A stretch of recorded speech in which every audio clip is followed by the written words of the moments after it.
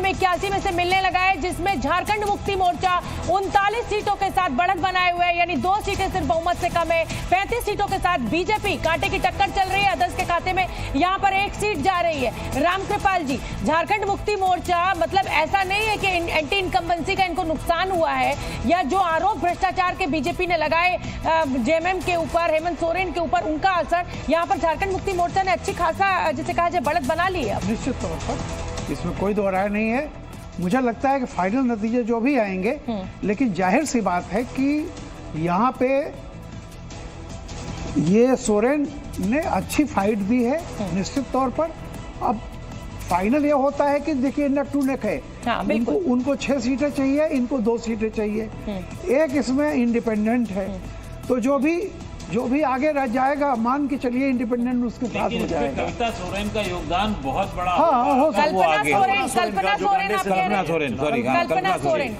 देखिए विजय द्विवेदी जी भी जुड़ गए। एंगल से देखा जा सकता है कि जो यहाँ पर पिछले 1-1.5 साल से हेमंता बिस्वा शर्मा ने यहाँ पर जो रणनीति बनाई, अवैध घुसपैठ का मुद्दा उठाया, वो नहीं चला यहाँ। नहीं, ऐसा नहीं है, अभी चला नहीं गया। अभी तो जब तक रिजल्ट चल रहे हैं तब तक मैं क्या कहूंगा, रिजल्ट के हिसाब से फिलहाल तो बढ़त बना लिया। लेकिन उन्होंने जो बीजेपी बहुत कमजोर थी उसको काफी ठीक ठाक करने की हालत में इन्होंने और शिवराज सिंह चौहान दोनों। चलिए बड़ी खबर है प्रत्युष, यूपी में कुछ तो राहत मिली। 7-2 का ये आंकड़ा हो गया, 8-1 था। हालांकि इलेक्शन कमीशन के आंकड़ों में 5-4 चल रहा है ये, लेकिन यूपी में जो कांटे की टक्कर, मतलब जैसा कि अखिलेश यादव दावा कर रहे थे, उधर योगी आदित्यनाथ ने पूरा दमखम लगा रखा था। तो ये अभी तो फिलहाल 7-2 का ये आंकड़ा दिखाई दे रहा है। डॉक्टर अखिलेश कुछ कहना चाह रहे हैं। समाजवादी पार्टी को थोड़ी राहत आप कह सकते हैं कि मिली है, क्योंकि पिछली बार 4 सीटें यहाँ से जीती थी समाजवादी पार्टी ने। विजय जी का रुख कर लेती हूँ। जुड़ चुके हैं वरिष्ठ पत्रकार विजय सर, मुस्कुरा रहे हैं। विजय जी, सबसे पहले यूपी पर दीजिए सर। महाराष्ट्र में आप देखिए 178-90। झारखंड में जरूर जेएमएम ने बढ़त बना ली, लेकिन 3-4 सीटों से है। शरद पवार और अजीत पवार में भी टक्कर जो है वो लगभग बराबर की है। एकनाथ शिंदे यहाँ बाजी मार रहे हैं उद्धव ठाकरे से। पूरे आकलन पे भी अभी आप हमसे जुड़े, जल्दी से अपना नजरिया पेश कर दीजिए। देखिए ना, महायुति की जो तीनों पार्टी हैं वो महाविकास अघाड़ी की तीनों पार्टी से आगे है। एक तो ये बड़ा वो है उसमें शरद पवार, लेकिन बराबर अजीत पवार और शरद पवार उस हिसाब से अच्छा है।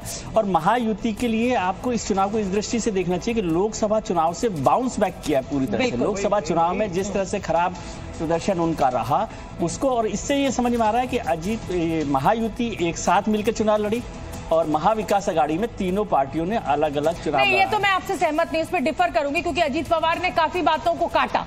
जमीन पर अजीत पवार ने बटेंगे तो कटेंगे नारे का विरोध किया, उन्होंने कई चीजों का विरोध किया। तो ऐसा तो नहीं है कि महायुति बिल्कुल इंटैक्ट होकर लड़ रही थी, तोड़फोड़ तो वहां भी दिख रही थी। मैं उस वोटर के हिसाब से और कार्यकर्ता के हिसाब से देखिए कि भारतीय जनता पार्टी ने के कार्यकर्ता जो पहले माना जाता था कि अजीत पवार के साथ दिखाई दिए। देखिए, महाराष्ट्र और उत्तर प्रदेश दोनों के जो ट्रेंड अभी तक है उसको देख के मैं एक बात कह सकता हूं कि लोकसभा में चुनाव में जिन निचले तबके के जिन लोगों को ये लगा था कि आरक्षण खत्म हो जाएगा और बाबा की किताब खत्म हो जाएगी, उनको अब ये विश्वास हो गया कि ये गलत नारा था।